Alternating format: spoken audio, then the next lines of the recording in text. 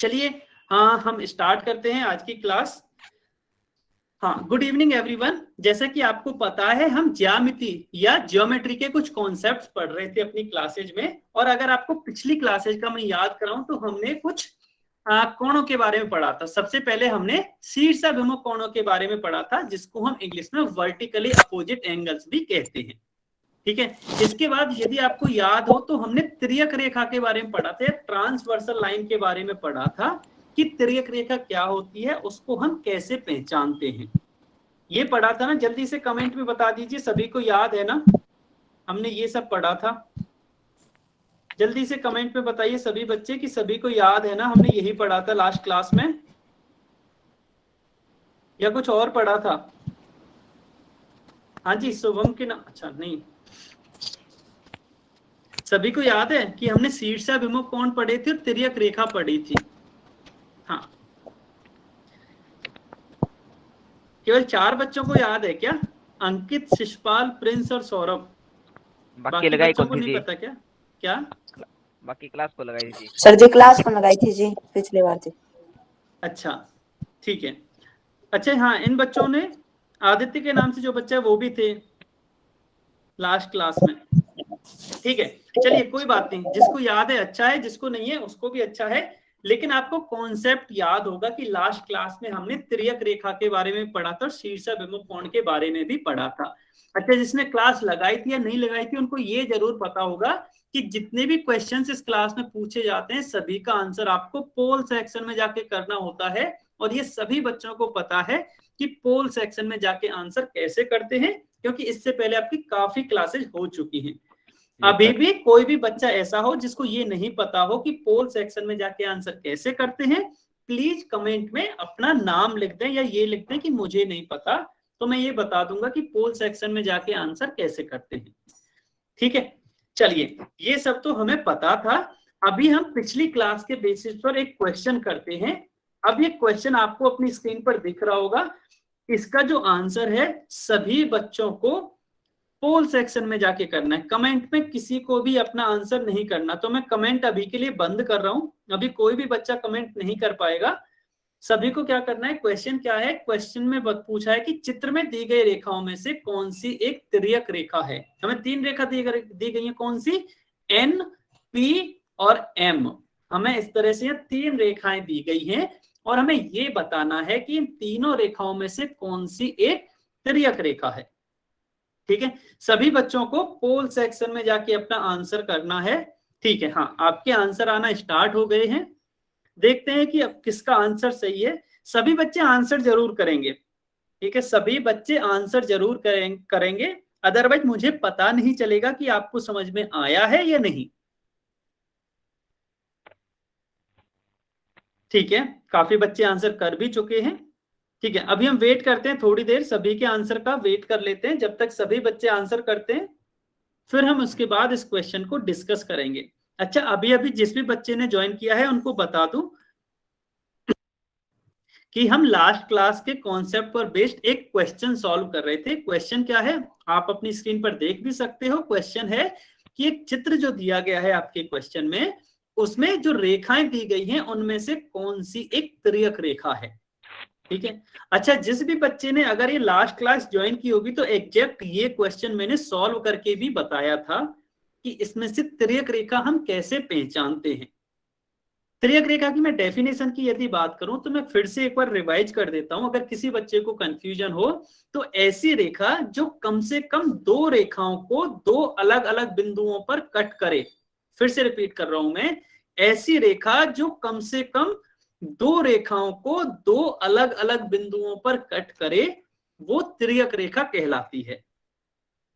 ठीक है, अब आपको ये पहचानना है कि इसमें से तिर्यक रेखा कौन सी होगी। लास्ट 10 सेकंड और रुकते हैं, फिर उसके बाद हम इस क्वेश्चन को डिस्कस करेंगे। 10 सेकंड और रुकते हैं बस।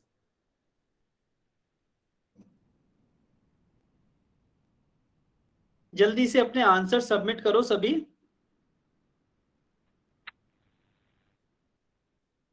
ठीक है, चलिए अब हम इस क्वेश्चन को डिस्कस करते हैं। सभी को ध्यान से समझना है। क्वेश्चन क्या था? क्वेश्चन ये था कि हमें ये बतानी थी कि इस डायग्राम में तिर्यक रेखा कौन सी है, हमें क्या बताना था, तिर्यक रेखा या ट्रांसवर्सल लाइन बतानी थी। अब मैंने क्या बताया अभी डेफिनेशन, कि ऐसी कोई भी रेखा जो कम से कम दो रेखाओं को, कम से कम दो रेखाओं को कट करे, ठीक है, दो रेखाओं को काटे और क्या करे, दो अलग अलग बिंदुओं पर काटे, दो अलग अलग बिंदुओं पर काटे, बिंदुओं पर काटे। अगर ये दोनों कंडीशन सेटिस्फाई हो जाएंगी तो मतलब वो एक तिर्यक रेखा होगी, ठीक है। अब हम पहले कंडीशन को देखते हैं कि कम से कम दो बिंदुओं पर काटे।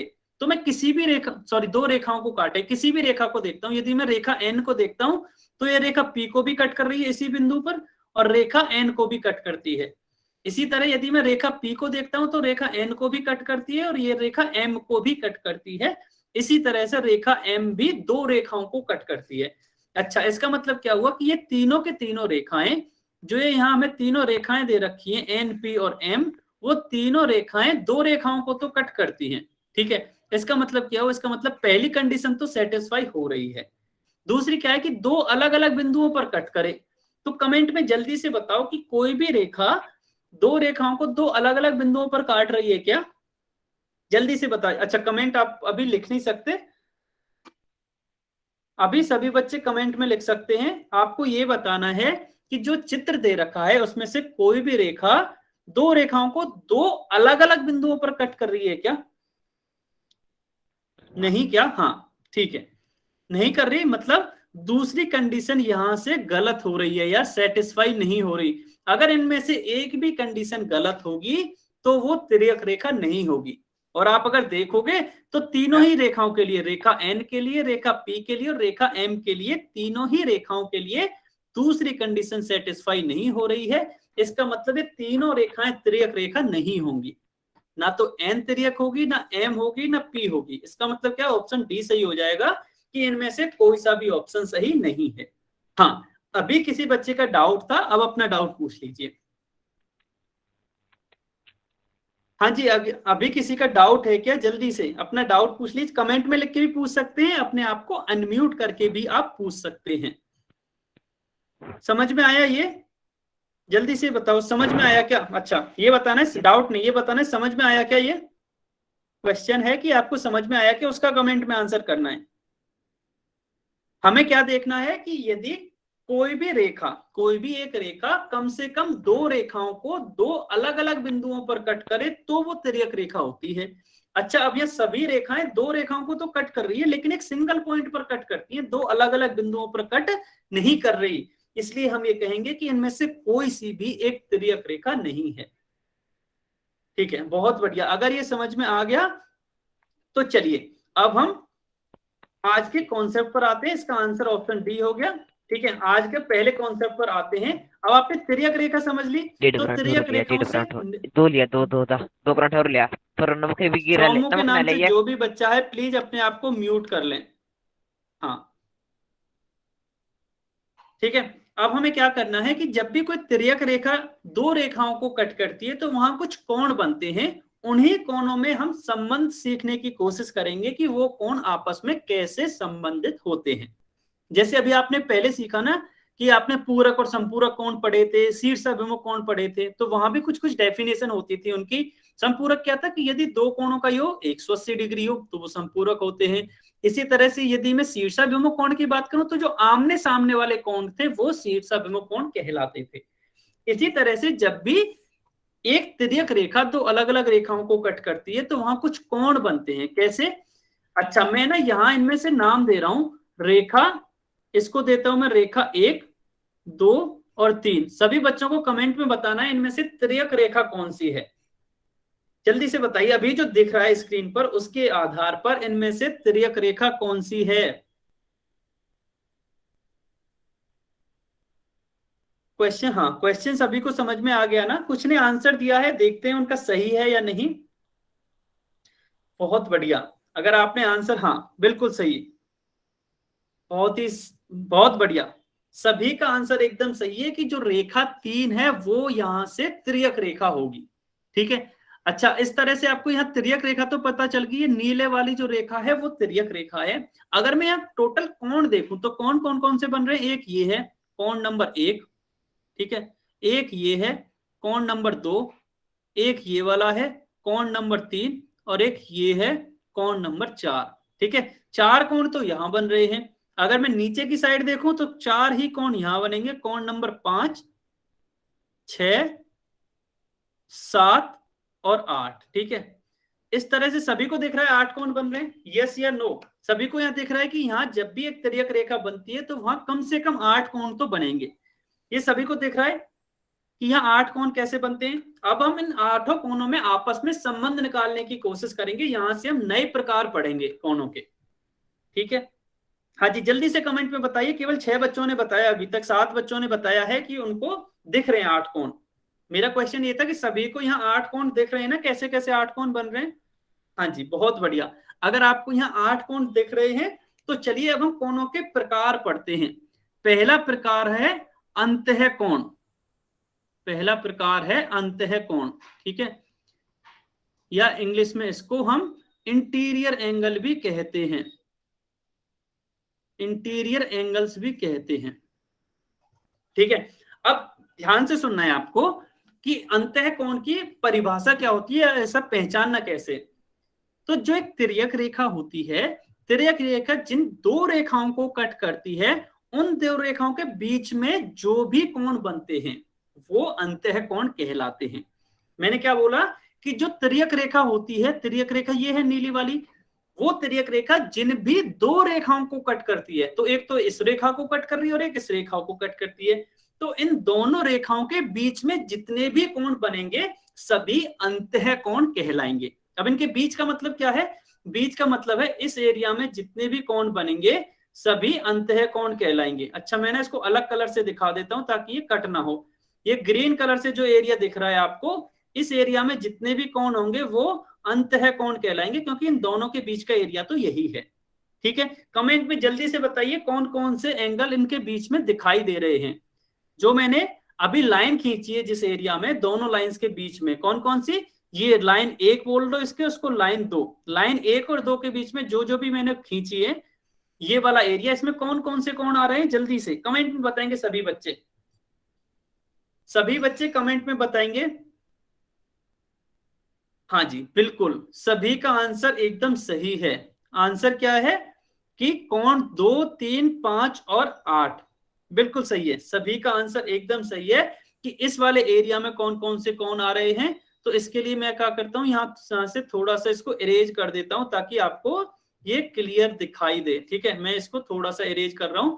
तो यहां से हम ये कह सकते हैं कि जो अंतः कोण है वो होंगे कोण 2, कोण 3।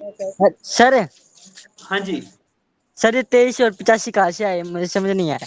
23-85 कहीं नहीं है, आपने क्वेश्चन सुना ही नहीं। क्वेश्चन क्या पूछा था मैंने, ये बता सकते हो आप? 23-85 कुछ नहीं है। क्वेश्चन क्या पूछा आपको समझ में आया था?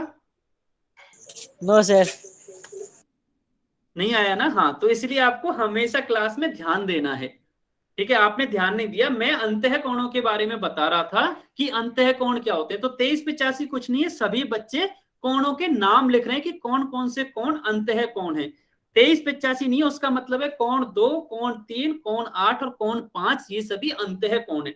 मैं फिर से रिपीट कर देता हूं, अंतः कोण क्या होते हैं कि जो तिर्यक रेखा होती है, जो कि यह नीली वाली रेखा है, वो जिन दो रेखाओं को कट करती है, एक तो इन दोनों, इस रेखा को कट करिए, एक इस रेखा को, तो इन दोनों रेखाओं के बीच में जितने भी कोण आएंगे ना, यहां से लेके यहां तक पूरे, उसमें वो सभी अंतः कोण कहलाएंगे। इसी के बारे में हम पढ़ रहे थे। ठीक है, और यहीं से पता चला कि ये वाला कोण आ रहा है एक तो अंदर, एक कोण नंबर 3 आ रहा है, एक कोण नंबर 5 आ रहा है और एक कोण नंबर 8 आ रहा है। ये सभी कोण हमने यहां से लिखे। अंतः कोण सभी को समझ में आया अंतः कोण क्या होते हैं? कमेंट में जल्दी से बताइए, कमेंट में लिख के बताइए, अनम्यूट कोई नहीं करेगा। जब भी मैं कोई क्वेश्चन पूछता हूं तो कमेंट में बताएंगे, क्योंकि बहुत सारे बच्चे हैं, अगर सभी ने अनम्यूट कर लिया तो पूरी क्लास डिस्टर्ब होगी। हाँ जी, बहुत बढ़िया। अगर आपको सभी के समझ में आ रहा है तो अंतःकोण समझ में आ गए। तो चलिए अब हम बाह्य कोणों की बात करते हैं। अच्छा, अंतःकोण समझ में आ गए तो बाह्य कोण तो और आसान लगेंगे आपको। बाह्य कोण, या फिर हम इनको एक्सटीरियर एंगल भी कहते हैं, एक्सटीरियर एंगल्स। ठीक है। अब बाह्य कोण क्या होंगे? अंतःकोण क्या थे? जो इन दोनों रेखाओं के बीच में आ रहे थे। बाह्य क्या होंगे? जो इन दोनों रेखाओं से बाहर आए। अब इस रेखा के तो ऊपर की साइड और इस रेखा के नीचे की साइड कौन कौन से कोण आ रहे हैं जल्दी से बता दीजिए कमेंट में। उससे उल्टा होगा ना, जो अंत्य हैं उनसे जस्ट उल्टा बाह्य होगा।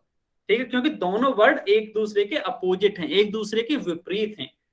ठीक है, अंत्य अगर दोनों रेखाओं के बीच वाले हैं तो बाह्य क्या होंगे? दोनों रेखाओं से दूसरी साइड वाले। अब दूसरी साइड का मतलब मैं समझा ही चुका हूं कि इस रेखा के ऊपर की साइड और इस रेखा के नीचे की साइड। बिल्कुल सही, सभी का आंसर एकदम सही है कि कोण 1, कोण 4, कोण 6 और कोण 7 ये सभी बाह्य कोण होंगे।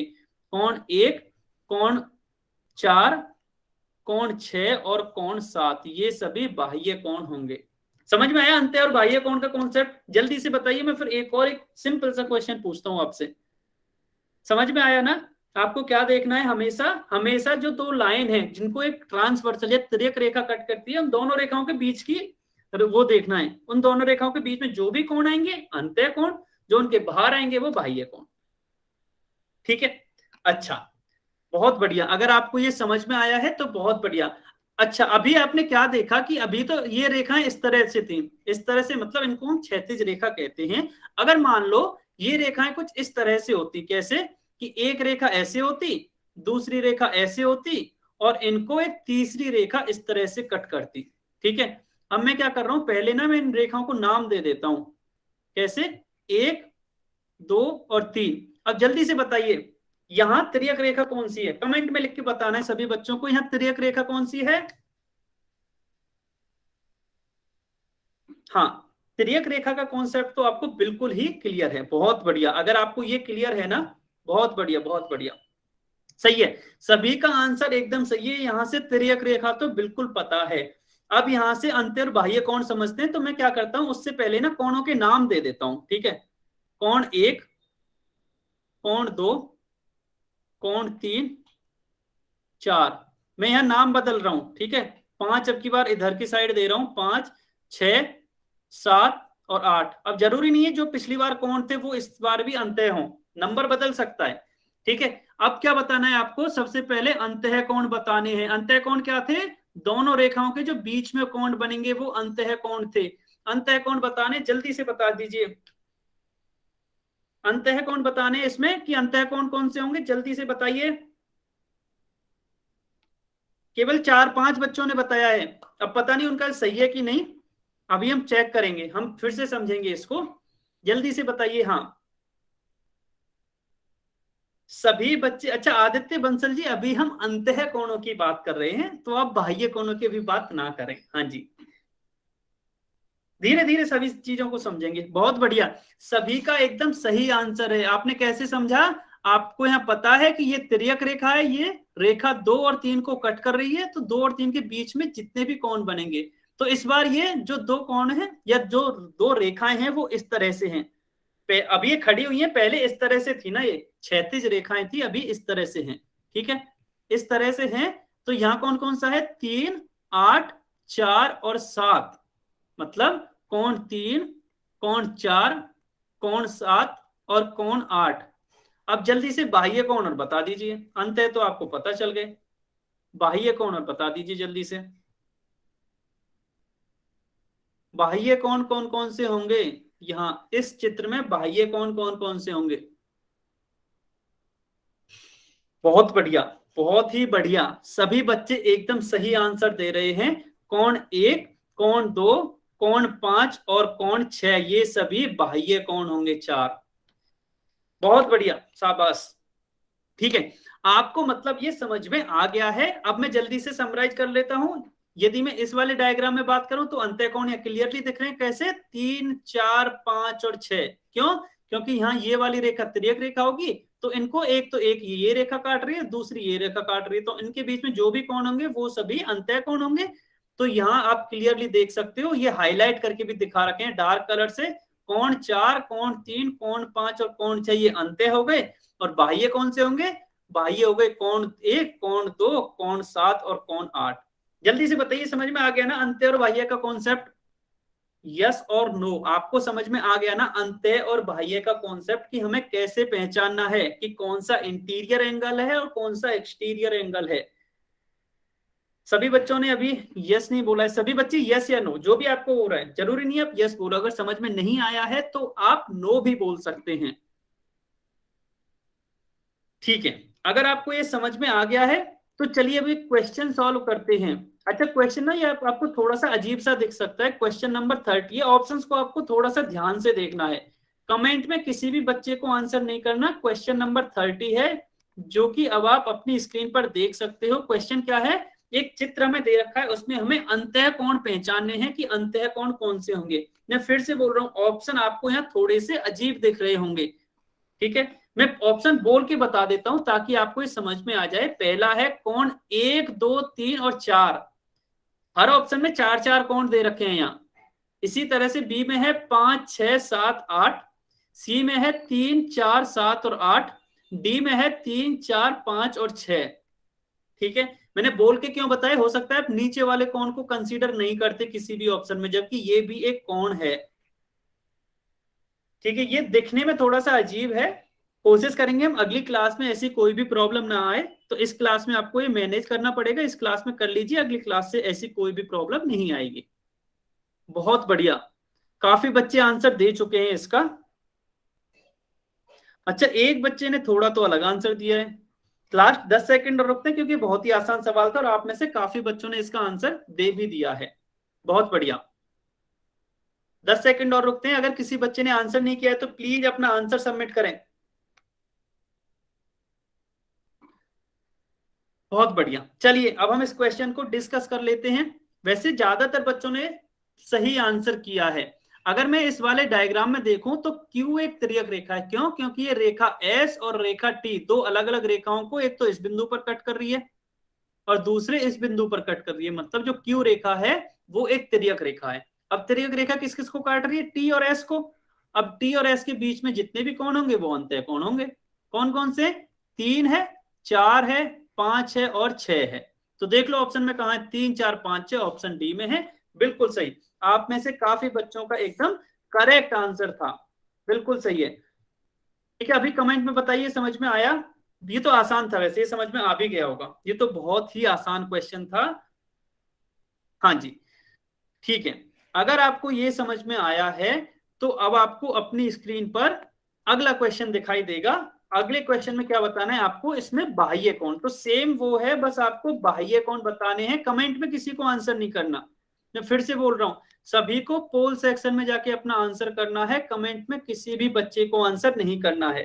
कमेंट वैसे अभी आप कर भी नहीं सकते, मैंने बंद कर दिया है कमेंट। तो सभी को पोल सेक्शन में जाके अपना आंसर बताना है क्वेश्चन में। चित्र जो अभी था, डायग्राम जो था वो अभी सेम है, बस अब बाह्य कोण बताने हैं आपको। बाह्य कोण कौन कौन से होंगे? जल्दी से आप अपना आंसर सबमिट कीजिए। हाँ जी, बहुत बढ़िया, इस बार भी काफी जल्दी बच्चों ने आंसर किया है, लेकिन अभी पिछली बार से 2 बच्चे और रह गए हैं जिनको आंसर करना है। तो सभी बच्चे जल्दी से अपना आंसर सबमिट करें। काफी बच्चे सबमिट कर चुके हैं, सभी बच्चे जल्दी से अपना आंसर सबमिट करें। लास्ट 5 सेकंड और वेट करते हैं, फिर उसके बाद हम अगले कॉन्सेप्ट पर चलेंगे। लास्ट 5 सेकंड और वेट करते हैं। 2 बच्चे और रह गए हैं, हाँ ठीक है। चलिए अब हम इस क्वेश्चन को डिस्कस कर लेते हैं। क्वेश्चन क्या है कि नीचे दिए गए चित्र में बाह्य कोण बताने हैं। इस बार क्या बताने हैं? बाह्य कोण या फिर एक्सटीरियर एंगल। अब यहां से देख सकते हैं इन दोनों लाइंस के जो बीच में कोण आएंगे वो अंतः कोण, और इनके बाहर आएंगे, मतलब इस लाइन के ऊपर और इस लाइन के नीचे जो भी कोण आएंगे वो बाह्य कोण कहलाएंगे। अब बाह्य कौन से हो गए? कोण 1, कोण 2, कोण 7 और कोण 8। ठीक है, तो ऑप्शन बी हमारा एकदम सही था। ऑप्शन बी क्या था? हमारा एकदम सही था, और आप में से ज्यादातर बच्चों का आंसर भी सही था। ठीक है, अब जल्दी से बताइए ये आपको समझ में आया कि नहीं आया? जल्दी से बताओ सभी बच्चे कि ये आपको समझ में आया या नहीं आया।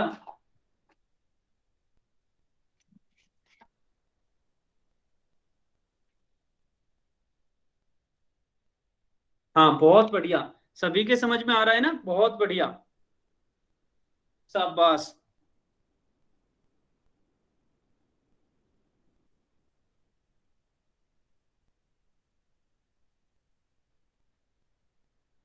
ठीक है, बहुत बढ़िया, सभी के समझ में आ रहा है। अच्छा ऑप्शन बी, हाँ ऑप्शन आप इसमें भी बता रहे हो, कोई बात नहीं, ठीक है। चलिए अब हम आगे चलते हैं। आगे क्या है, ये क्वेश्चन आपको सभी को समझ में आ गए, मतलब अंत्य और बाह्य का कॉन्सेप्ट सभी बच्चों को समझ में आ गया होगा। तो इसमें ऑप्शन बी करेक्ट था, बिल्कुल सही बात है। ठीक है, अभी हमने क्या पढ़ा, हमने पहला प्रकार पढ़ा, तिर्यक रेखाओं से जो कोण बनते हैं। पहला प्रकार क्या था, हमने अंत्य और बाह्य कोणों के बारे में पढ़ा। अब हम दूसरा प्रकार पढ़ेंगे। हम इसमें क्या पढ़ेंगे, हम इसमें एकांतर कोणों के बारे में पढ़ेंगे। अच्छा आपने नाम तो सुना होगा, ठीक है, एकांतर कोण या फिर ऑल्टरनेट एंगल्स भी कहते हैं इनको, ऑल्टरनेट एंगल्स भी कहते हैं। ठीक है, इनका नाम सुना होगा। किसी किसी बच्चे को कॉन्सेप्ट भी पता होगा, लेकिन कुछ बच्चे कॉन्सेप्ट भूल गए होंगे। ठीक है, जो बच्चे को याद हो वो रिपीट करेगा, जिसको याद नहीं है वो यहां ध्यान से समझेगा। आज बुक, अच्छा आपको आज बुक भी मिली है, बहुत बढ़िया। अगर आपको बुक भी मिली है तो आज होमवर्क भी मिलेगा आपको। ठीक है, ठीक है, अगर आपको बुक मिली है तो आज आपको होमवर्क भी मिलेगा। पहले उससे पहले हम एकांतर कोण समझ लेते हैं कि एकांतर कोण किस तरह से हम समझेंगे, क्या होता है एकांतर कोण। ठीक है, तो एकांतर कोण होते हैं एकांतर अंतः कोण, दो तरह के होते हैं ये भी, एकांतर अंतः कोण और एकांतर बाह्य कोण। दूसरे होते हैं एकांतर बाह्य कोण।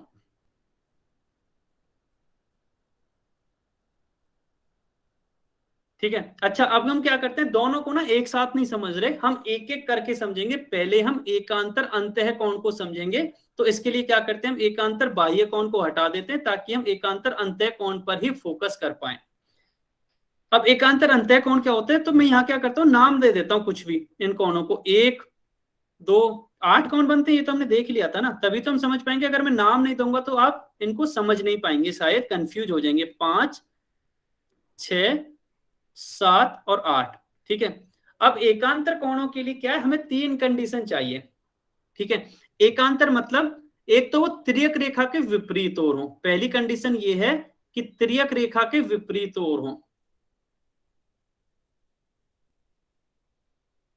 विपरीत ओर हो। ठीक है, तिर्यक रेखा के, मैं बोल रहा हूं लिख नहीं रहा हूं, लेकिन आपको समझना है। ठीक है, तो या तो अंतः ही हो सकते हैं या तो वो अंतः होंगे। अब यहाँ चूंकि हम केवल अंतः कोणों की बात कर रहे हैं, तो दूसरी कंडीशन यहां से ये आ जाएगी कि वो अंतः कोण होने चाहिए। क्या होने चाहिए, एक तो तिर्यक रेखा के विपरीत ओर होने चाहिए और एक अंतः कोण होने चाहिए। ठीक है, और तीसरा ये है, तीसरी कंडीशन ध्यान रखनी है कि वो आसन्न कोण नहीं होने चाहिए, आसन्न कोण नहीं होने चाहिए, आसन्न कोण नहीं होने चाहिए। अच्छा अब आसन्न कोण क्या होते हैं, किस किस बच्चे को याद है, सभी को याद है क्या आसन्न कोण का कॉन्सेप्ट, जल्दी से सर जी बताइए। पड़ोसी कौन होवे जी? क्या, पड़ोसी कौन होते हैं सर? हाँ जी, पड़ोसी कौन होते हैं, बिल्कुल सही बात। सभी को पता है कि ये कि पड़ोसी कौन, हमने सीखा भी था, आसन्न कौन हमने सीखा भी था। सभी को याद है कि, अगर किसी को याद नहीं है तो मैं जल्दी से बता सकता हूं, सभी को याद है ना, बहुत बढ़िया,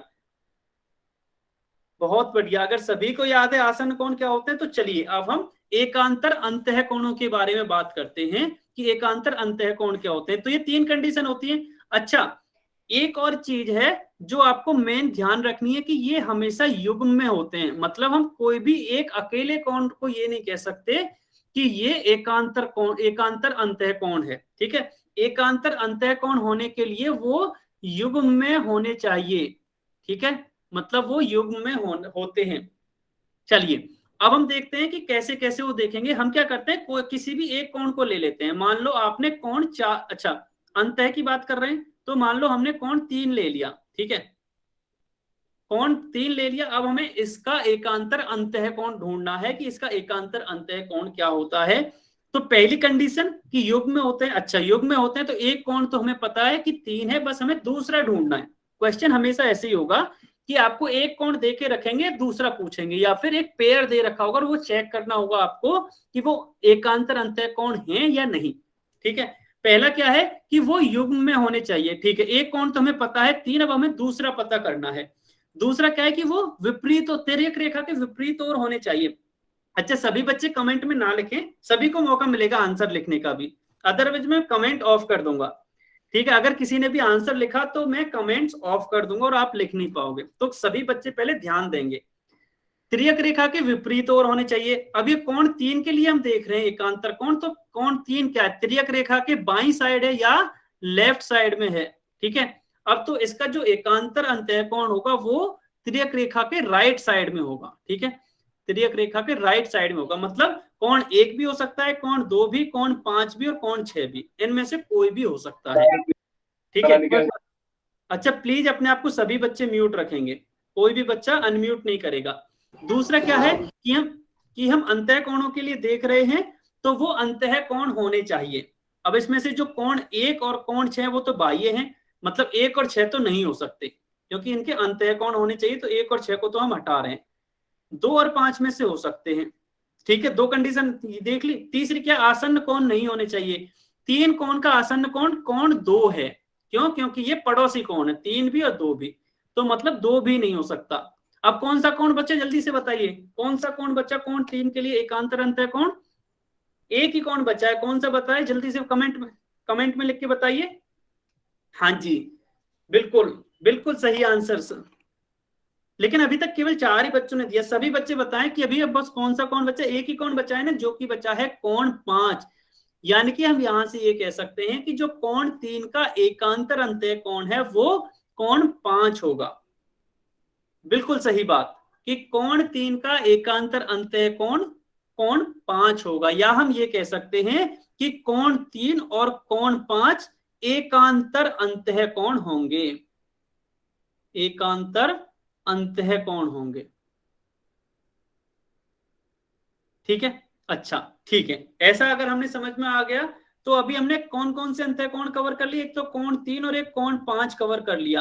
अब कोण 2 के लिए देखते हैं। ठीक है, तो इसके लिए मैं क्या करता हूं, थोड़ा सा यहां से इरेज कर देता हूं ताकि सभी बच्चों को इसको समझने में कुछ प्रॉब्लम ना हो।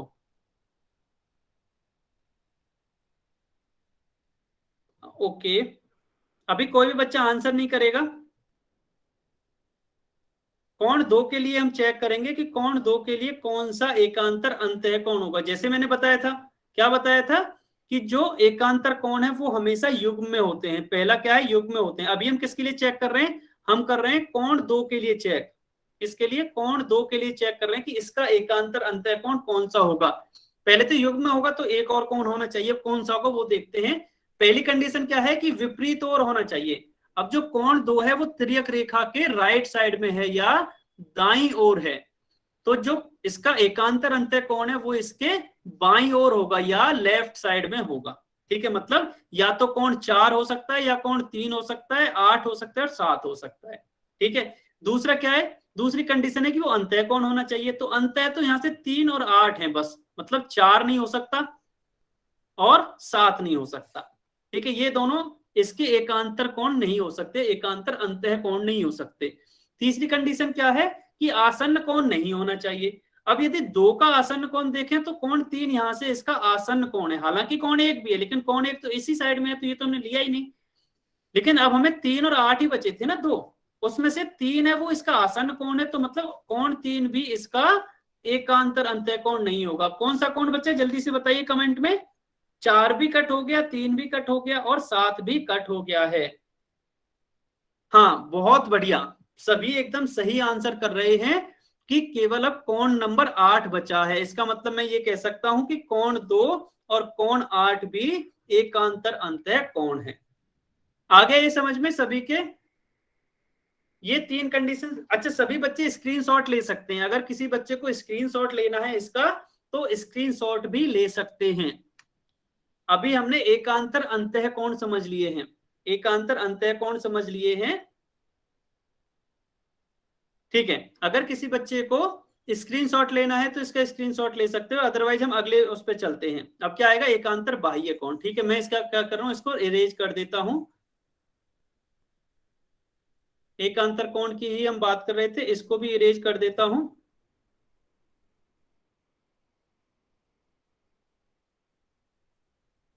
ठीक है, हाँ चलिए, अब क्या है, हम कर रहे हैं एकांतर बाह्य कोण की बात। ठीक है, अब एकांतर बाह्य कोण में भी कंडीशन यही होती है कि वो युग्म में होते हैं, पहला विपरीत ओर होते हैं। अब चूंकि हम यहाँ बाह्य की बात कर रहे हैं तो ये अंतः की जगह क्या आ जाएगा, ये अंतः को मैं मिटा देता हूं क्योंकि इसकी जगह आएगा अब वो बाह्य कोण होने चाहिए। अभी तक हम अंतः देख रहे थे इसलिए वो अंतः कोण होने चाहिए थे, अब वो बाह्य कोण होने चाहिए। और तीसरी कंडीशन भी सेम है कि वो आसन्न कोण नहीं होने चाहिए। ठीक है, अब मैं क्या करता हूं, मैं ना सभी को नंबरिंग दे देता हूं। मान लो ये कोण 1 है, कोण 2, अब मैं अलग तरह से नंबरिंग कर रहा हूं, कोण 3, कोण 4, कोण 5, कोण 6, 7 और इस तरह से 8। ठीक है, अब हम क्या करेंगे, अब हम बाह्य कोण के लिए देखेंगे कि बाह्य कोण, एकांतर बाह्य कोण कैसे करेंगे। ठीक है, अब एकांतर बाह्य के लिए हमें किसी एक बाह्य कोण को लेना पड़ेगा, उसका एकांतर बाह्य कोण ढूंढेंगे। मान लो मैं अभी के लिए कोण 4 ले रहा हूं। ठीक है, कोण 4 का मैं एकांतर बाह्य कोण देखूंगा। पहला क्या है कि युग्म में होना चाहिए, तो बिल्कुल, तो 4 का एक युग्म मिलेगा कि कौन सा उसका एकांतर बाह्य कोण है। ठीक है, तो पहली कंडीशन क्या है उसके लिए कि वो विपरीत ओर होना चाहिए। सभी बच्चे म्यूट कर लें प्लीज। अच्छा, कोई कमेंट में नहीं लिखेगा प्लीज, इसको कोई भी कमेंट में नहीं लिखेगा। मैं क्या कर रहा हूं, मैं ना कमेंट्स को ऑफ कर देता हूं। ठीक है, अब कोई लिख ही नहीं पाएगा, तो सभी बच्चे ध्यान देंगे स्क्रीन पर। चलिए, कोण 4 के लिए देख रहे थे, तो विपरीत ओर होने चाहिए। अब ये बता सकते हो कि कोण जो 4 है वो तिर्यक रेखा के राइट साइड में है या लेफ्ट साइड में। ये तो क्लियरली दिख ही रहा है, यहां से जो कोण 4 है वो तिर्यक रेखा के राइट साइड में है। ठीक है, राइट साइड में, इसका मतलब क्या है कि उसका एकांतर बाह्य कोण उसके विपरीत दिशा में, मतलब लेफ्ट साइड में होगा। अब उसमें से हो सकता है कोण 8 हो सकता है कोण 7 हो सकता है 6 हो सकता है 5 हो, 4 ऑप्शन है हमारे पास। ठीक है, अब हम अगली कंडीशन पे आते हैं कि वो बाह्य कोण होना चाहिए। अब ये जो 7 और 6 ये तो अंतः कोण है ना, तो ये तो हो ही नहीं सकते, ये तो हमने कट कर दिए, 7 और 6 तो हो ही नहीं सकते। ठीक है, अगला क्या है कि वो आसन्न कोण नहीं होने चाहिए। अब हम कोण 4 के लिए देख रहे हैं, तो कोण 4 का आसन्न कोण है कोण 5, क्योंकि अभी पढ़ा था आपने, अभी सीखा था कि आसन्न कोण क्या होते हैं, पड़ोसी कोण। ठीक है, आसन्न कोण क्या होते हैं, पड़ोसी कोण। इसका मतलब क्या है कि 5 भी इसका एकांतर कोण नहीं हो सकता। ठीक है, अब सभी बच्चे कमेंट में बताएंगे, बताओ कौन सा कोण बचा अब यहाँ, जल्दी से कमेंट में लिख के बताओ। कोण 4 का अब जो कोण बचा है वही कोण 4 का एकांतर बाह्य कोण होगा। बिल्कुल सही आंसर, मतलब मैं यहां से कह सकता हूं कि जो कोण 4 है और कोण 8 है वो एकांतर बाह्य कोण होंगे। ठीक है, एकांतर बाह्य कोण होंगे, ये मैं कह सकता हूं। हाँ जी, बिल्कुल सही, सभी का आंसर एकदम सही है, एकांतर बाह्य कोण होंगे। ठीक है, अब मैं क्या कर रहा हूं, मैं इसको थोड़ा सा इरेज कर देता हूं ताकि आपको इसको समझने में और आसानी हो जाए।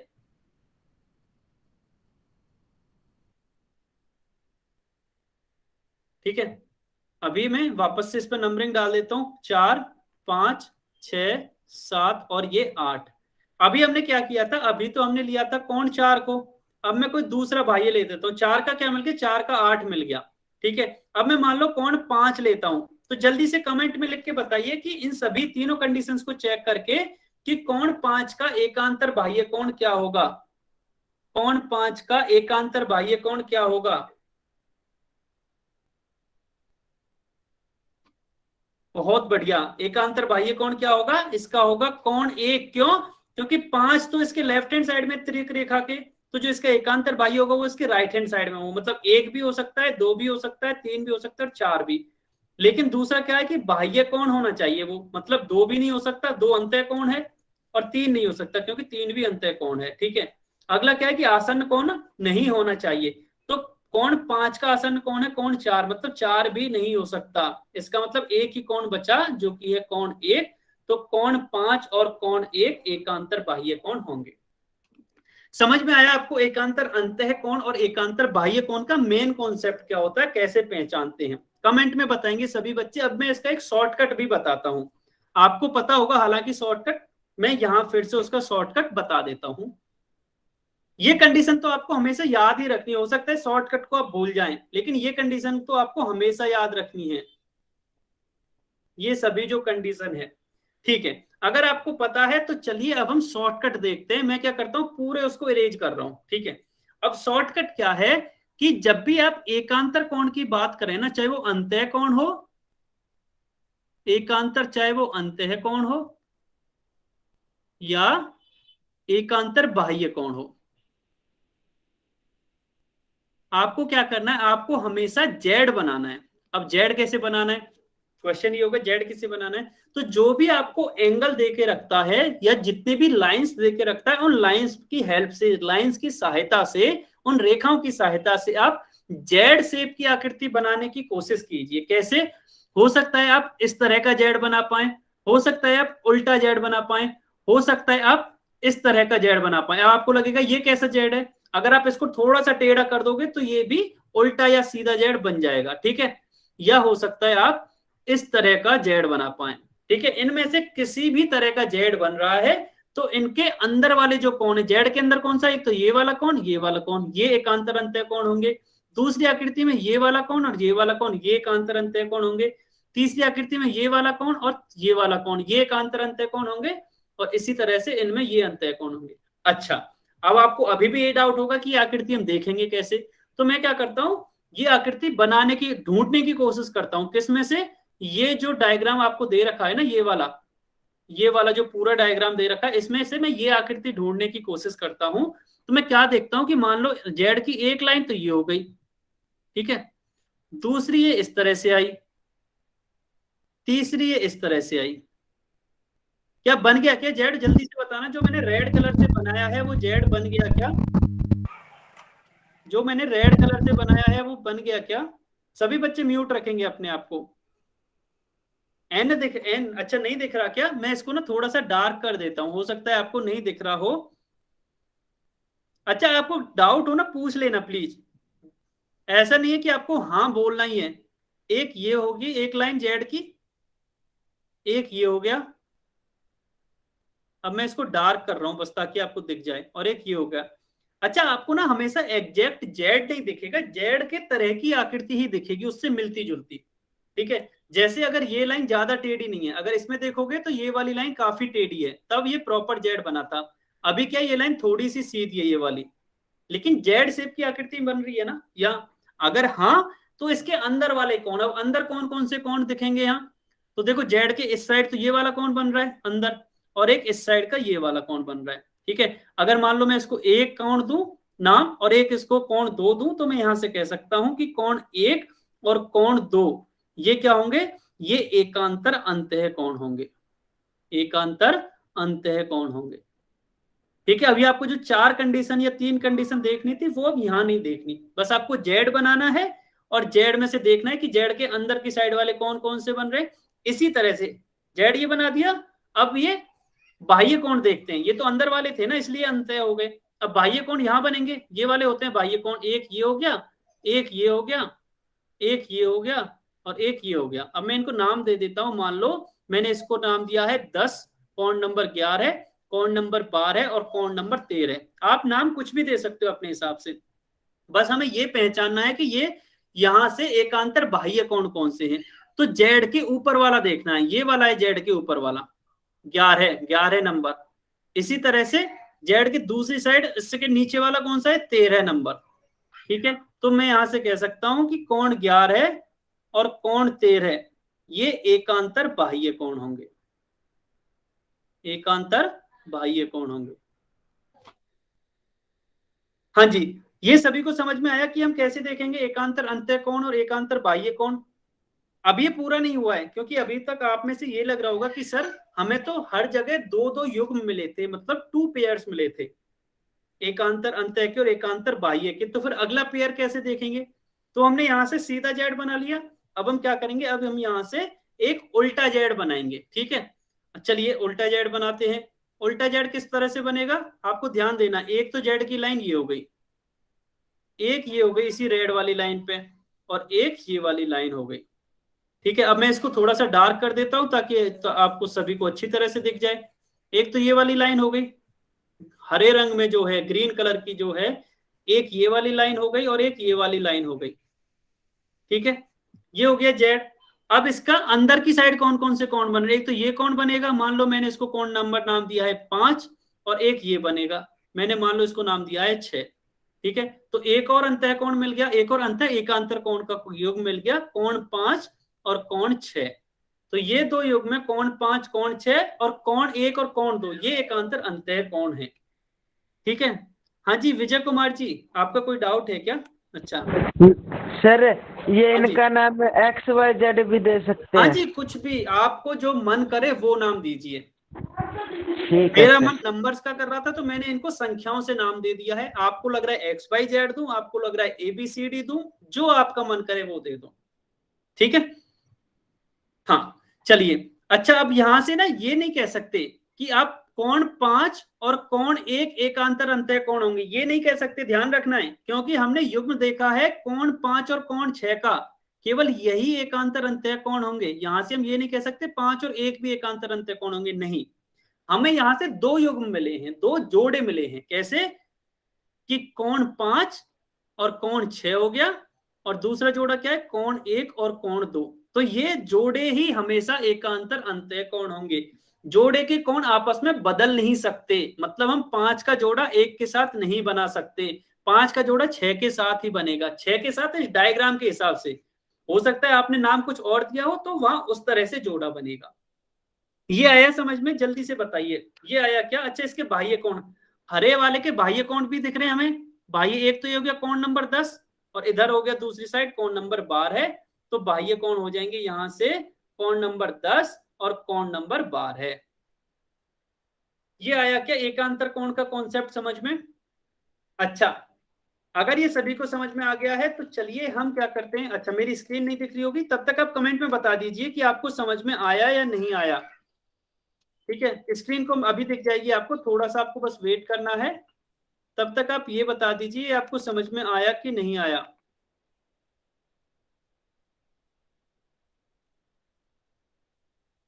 हाँ, सभी को समझ में आया ना? बहुत बढ़िया। अगर ये सभी को समझ में आया है तो अभी आपको मेरी स्क्रीन भी दिख रही होगी, सभी बच्चों को मेरी स्क्रीन दिख गई होगी। ठीक है, ये इस तरह से हमने समझा था। अभी क्या, अभी हम जल्दी से रिवाइज कर लेते हैं। ठीक है, अभी हमने क्या, पहले उसमें हम एकांतर यदि बाह्य कोण की देखें तो हमें जेड टाइप की आकृति देखनी है। तो एक लाइन तो ये हो गई जेड की, एक लाइन ये हो गई, और एक लाइन ये हो गई, तो ये जेड बन गया ना। अब इसके अंदर की साइड कौन से कोण आ रहे हैं? एक तो कोण 3 है और कोण 6 है। अच्छा, अभी हम एकांतर बाह्य की बात करें तो अंदर की साइड की बात नहीं करेंगे। तो बाह्य कौन सा हो गया? एक तो ये हो गया एक, तो कोण 1 हो गया, एक कोण 1, और कौन सा है दूसरी साइड? ये हो गया कोण 8, तो कोण 8 ये हो गया एक तो एकांतर बाह्य।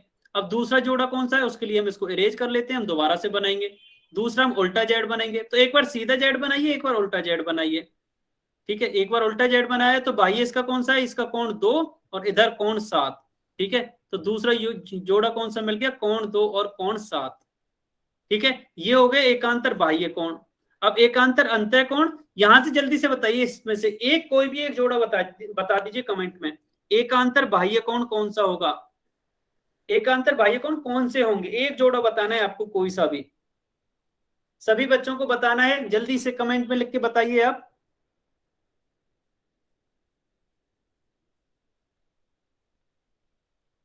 हाँ जी, ठीक है, सभी बच्चों को बताना है। अच्छा, एक बच्चे ने 2 और 7 बताया है, फारूक खान के नाम से जो बच्चा है, उन्होंने बोला है कि 2 और 7। आदित्य के नाम से जो बच्चा है, अच्छा आपको ना यहाँ ये ध्यान रखना है, हम ना यहाँ अंतः कोणों की बात कर रहे हैं, और 2 और 7 तो वैसे भी बाह्य कोण है ना, तो ये तो एकांतर अंतः कोण हो ही नहीं सकते।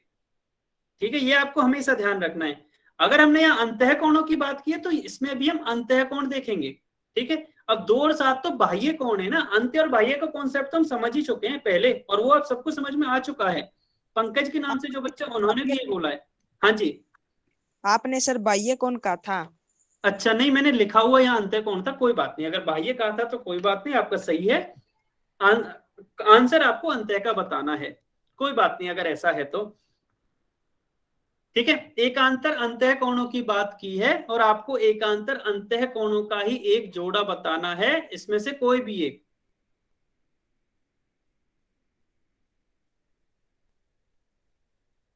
हाँ जी, चलिए, बहुत बढ़िया, सभी बच्चों ने सही बताए हैं, किसी ने कोई जोड़ा बताया, किसी ने कोई। बिल्कुल, एक तो 4 और 5 होगा, क्यों? क्योंकि यहां से उल्टा जेड अगर बनाए हम तो इस तरह का बनेगा। तो अंत्यकोण कोण 4 और कोण 5, ये एकांतर अंत्यकोण। और अगर हम सीधा जेड बनाए, सीधा जेड कैसे बनेगा? ऐसे हो गई लाइन, एक ऐसे हो गई और एक ऐसे हो गई, तो कोण 3 और कोण 6, कोण 3 और कोण 6, ये सभी एकांतर अंत्यकोण होंगे। अब सभी कैसे होंगे? 4 और 5 होंगे युग्म में, और दूसरा युग्म हो गया कोण 3 और कोण 6 का। ठीक है, अगर ये समझ में आ गया तो एक क्वेश्चन हम आज ही सॉल्व कर लेते हैं, बाकी के क्वेश्चन हम कल सॉल्व करेंगे। ठीक है, बहुत बढ़िया, ये सभी के समझ में आ गया ना? जल्दी से कमेंट में यस या नो लिखो। अच्छा, बेवफा के नाम से जो बच्चा है, आपको समझ में नहीं आया क्या? आप अनम्यूट करके बता दीजिए। सर मुझे समझ नहीं आया ये जो आपने समझाया है। अंत्य और बाह्य दोनों ही क्या? सर ये दोनों ही समझ नहीं आए मुझे। अच्छा, ये तो जो आपको आपने ये जेड बनाया ना, ये जेड वाला हाँ, समझ नहीं आया। अच्छा, ये तो जो जेड जेड ना, ये तो हाँ हाँ जी, तो जेड से जो मैंने समझाया है वो तो एक शॉर्टकट है, फिर भी आपको नहीं समझ में आया तो मैं वापस से बता देता हूं। ये आप जानते हो ना, जेड कुछ इस प्रकार का होता है, ऐसे भी जेड बना लेते हैं। मैंने ये बोला कि एग्जैक्ट जेड के जैसा नहीं होगा, बिल्कुल। जैसे क्या होगा मैं बता देता हूँ कि कुछ बच्चे दो को इस तरह से बनाते हैं, कुछ ऐसे बना देते हैं। ठीक है, सभी बच्चे अपने अपने तरह से बनाते हैं ना, तो सभी लेकिन दो मानते हैं सभी को। इसी तरह से जेड की जो भी आकृति है ना, वो जेड के एग्जैक्ट जेड जैसी नहीं होती, जेड एग्जैक्ट ऐसे बनता है। लेकिन आपको हो सकता है चित्र में कुछ इस तरह का जेड भी दिखे, हो सकता है कुछ इस तरह का जेड भी दिखे, तो ये सभी को आपको जेड ही मानना है। अब जेड क्यों मानना है, ये कोई नियम नहीं है, ये तो एक शॉर्टकट ढूंढा है कि आपको जेड बनाना है। अदरवाइज जो प्रॉपर एक्सप्लेनेशन थी, प्रॉपर जो इसका डेफिनेशन थी, वो मैंने 4 पॉइंट्स में बताई थी। कैसे? कि तिर्यक रेखा के विपरीत और होने चाहिए। अगर हम अंतः ही देख रहे हैं, मतलब एकांतर अंतः की बात कर रहे हैं, तो वो दोनों कोण अंतः कोण होने चाहिए और दोनों कोण आसन्न कोण नहीं होने चाहिए। ये सभी वो चीजें थी, वो आपको समझ में आई थी क्या? वो आपको समझ में आई थी क्या? अच्छा, वो समझ में आई थी, तो फिर हाँ ठीक है, आप उनसे भी समझ सकते हो। और यहां से मैं जल्दी से बना देता हूं। तो मैंने क्या यहां से ना जेड ढूंढने की कोशिश की, कैसे मैं इस तरह से जेड बना सकता हूँ। क्या अब आपको कमेंट में बताना, केवल आपको, ये जो आपका नाम क्या है, पहले आप नाम बता दोगे अपना, असली नाम क्या है आपका? सर मेरा नाम साहिल खन्ना है। साहिल ना? हाँ ठीक है, जी। हाँ जी। तो साहिल, आप ये बता सकते हो कि ये जेड के तरह की आकृति दिख रही है क्या, जो नीले रंग से मैंने बनाई है? आपको ये बताना पड़ेगा, हाँ या नहीं। अगर नहीं दिख रही तो मैं इसको, अच्छा दिख रही है ना, ठीक है। तो अगर आपको जेड बना दिया ना, तो जेड के अंदर की साइड दो कोण ये बनता है, एक तो अंदर ये हो गया इसका, एक दूसरी साइड से अंदर ये हो गया। ठीक है, मैं फिर से बता रहा हूं, एक तो ये हो गया इसके अंदर की साइड से, एक ये हो गया। अब ये जो दोनों कोण है वो एकांतर अंतः कोण होंगे। अगर आप इनका नाम देखोगे, यहां से मैं क्या करता हूं, नाम देखने के लिए इसको थोड़ा सा इरेज कर देता हूं, नाम इसमें ऑलरेडी दे रखा है। नाम क्या है इनका? कोण 3 और कोण 6। ठीक है, इस जेड को मैंने वापस से बनाया, तो कोण 6 और कोण 3। तो यहां से एकांतर अंतः की बात कर रहा हूं, ये एकांतर बाह्य बता रहा है, लेकिन मैं अंतः की बात कर रहा हूं अभी। कोण 3 और कोण 6 हो गया एकांतर अंतः कोण। ये आया क्या समझे? ये बताइए कि मैंने जेड बनाया और जेड के अंदर की साइड के वो देखा, ये आया आपको समझ में? हाँ, मोहित, मोहित के नाम से जो, अच्छा ये आया ना समझ में? तो अभी क्या करता हूं, मैंने ये बनाया, अभी मैं बाह्य की बात भी कर लेता हूं। सीधा जेड जब मैंने बनाया तो बाह्य इसका कोण ये हो गया ना, क्योंकि जो जेड के एक लाइन से टच होगा वो बाह्य होगा ना उसका। तो ये एक तो एक हो गया कोण, एक नीचे की साइड यदि मैं देखूं बाह्य कोण, एक तो 7 एक 8 है, तो 7 का तो इस जेड से कोई लेना देना नहीं है ना, ये तो कहीं से भी टच नहीं हो रहा। लेकिन 8 यहां से टच हो रहा है। ठीक है, इसलिए मैं कोण 8 को भी यहां से ले सकता हूं। इसका मतलब क्या हुआ कि कोण 1 और कोण 8 एकांतर बाह्य कोण है, एकांतर बाह्य कोण है। ये समझ में आया आपके?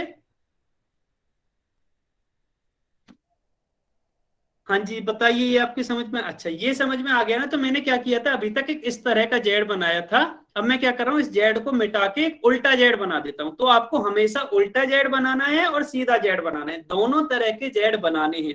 अगर आपने केवल एक ही तरह के जेड बनाया तो आपका आंसर पूरी तरह से सही नहीं होगा। ठीक है, अब मैं उल्टा जेड बना देता हूँ, एक ऐसी लाइन, एक ऐसे लाइन, एक ऐसे लाइन। ये आपको देख रहा है, ये जेड उल्टा जेड है क्या, ये बताइए आप। उल्टा जेड दिखा है क्या आपको, कमेंट में लिख के बताना है। हाँ दिखा ना आपको, ठीक है। अगर ये आपको उल्टा जेड दिखा तो इसके अंदर एक तो ये हो गया, दूसरी साइड अंदर ये हो गया, मतलब 4 और 5 भी, कौन 4 और कौन 5 भी एकांतर अंतः कौन होंगे। इसी तरह से यदि मैं बाह्य की बात करूं तो इससे टच कौन 2 हो रहा है और इस वाले से टच कौन 7 हो रहा है।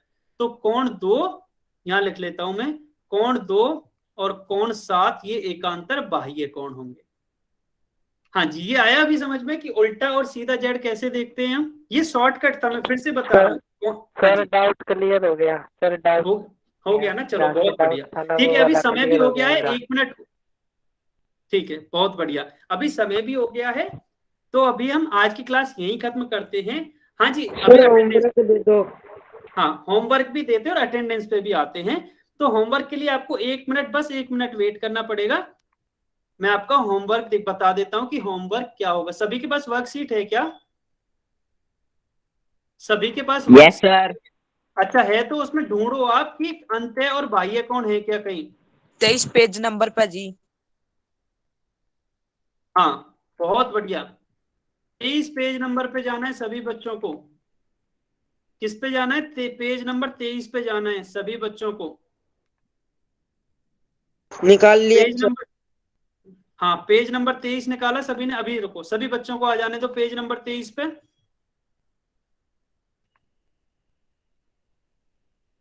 निकाल लिया सर। ठीक है, क्या लिखा हुआ है सभी का, वो लिखा हुआ है अंत्य एवं बाह्य कौन लिखा हुआ है क्या। Yes sir. सभी सभी बच्चों का अंत्य और बाह्य कौन लिखा हुआ है, कमेंट में लिख के बताइए। अच्छा ऐसा ना कई बार कमेंट में लिख के बताना है, नहीं नहीं अनम्यूट नहीं करना है किसी भी बच्चे को, कमेंट में लिख के बताना है।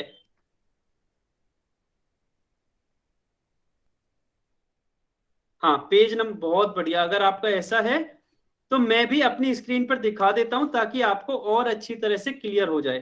ठीक है, आपकी इस तरह की वर्कशीट होगी जिसका पहला पेज ऐसा होगा, और अगर आप इसके बिल्कुल नीचे की साइड जाओगे, ठीक है पेज नंबर 23 पे जाना है ना।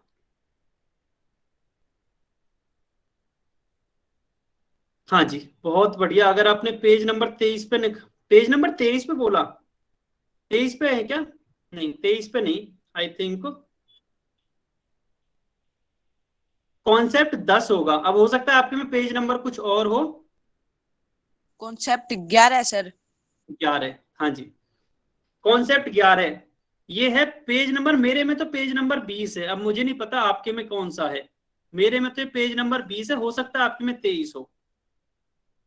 ठीक है, कमेंट में लिख के बताओगे आपके में पेज नंबर कौन सा है। लेकिन यही रहा होगा, कॉन्सेप्ट 11 है, तिर्यक रेखा एवं उससे निर्मित कोण। आप पेज नंबर लिख के बताओगे, 23 है ना, कोई बात नहीं, आपके में 23 हो सकता है। ठीक है, ये है ना, तो सभी को लेकिन ये देखना है, ये मैच करना है, कॉन्सेप्ट 11 लिख रहा होगा, तिर्यक रेखा एवं उससे निर्मित कोण ये लिख रहा होगा। अब आपको सॉल्व क्या क्या करना है, तिर्यक रेखाओं के बारे में आप पढ़ चुके हैं ना। तो आपको ये वाला क्वेश्चन सॉल्व करना है, मैंने ना हाईलाइट कर दिया रेड कलर से। ठीक है, आपको ये वाला, अगर आपके पास वर्कशीट है तो वर्कशीट में लिख लो, नोट कर लो। अगर वर्कशीट नहीं है तो आप अपने उसमें स्क्रीनशॉट भी ले सकते हो।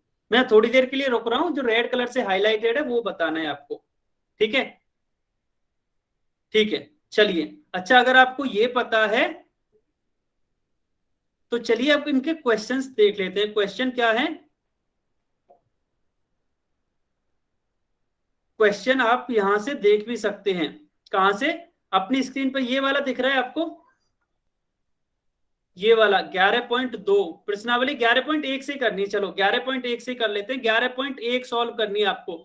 11.1 के जितने भी क्वेश्चंस आपसे सॉल्व हो पाते हैं ये करना है आपको। प्रश्नावली 11.1 ढूंढनी है सभी को, इसके जितने भी क्वेश्चंस आपसे सॉल्व हो पाते हैं वो करने हैं। 11.1 और 11.2, ठीक है।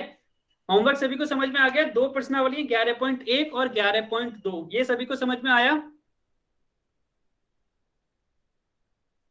प्रश्नावली 2 करनी है 11.1 और 11.2। अच्छा, इसमें से कुछ क्वेश्चंस ऐसे होंगे जो अभी हमने पढ़ाए नहीं है, ठीक है, उनके बारे में, जैसे संगत कौन नहीं पढ़ाया तो उनके बारे में अगली क्लास में सीखेंगे, तो इनको छोड़ देना। जो आपको समझ में नहीं आए वो छोड़ देना, अगली क्लास में सीखेंगे।